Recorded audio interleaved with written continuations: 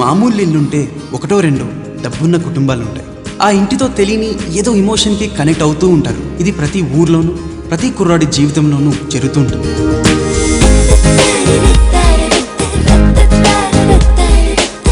ఈరోజు సుబ్బుగారితో ఎలా అయినా నా లవ్ మ్యాటర్ చెప్పేయాలి. సునందని మర్చిపోలేకపోతున్నాను రా. నీకు లవర్ ఉందా? బావగాడు కూడా మార్గదర్శిలో చేరాడు. ఓ క్రీమ్ బిస్కెట్ కొనుక్కున్నాడు. నీ చేపల పులుసు ఆగు, పైసగా కావాలన్నాగా పైసగా.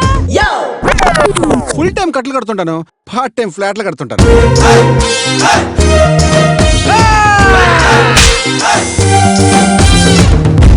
నేను క్షమించిన విషయాలు రెండే రెండు రే.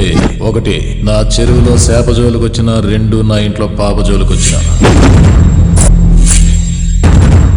మనిషిగా పుట్టినందుకు అవసరమైతే ప్రపంచంతోనే పోరాడాలి.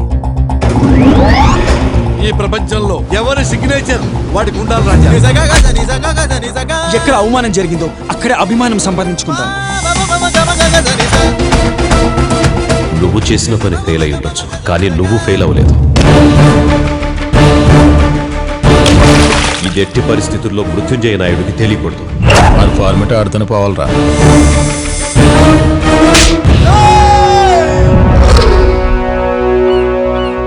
ఏంటి రాజా అలా చూస్తున్నారు?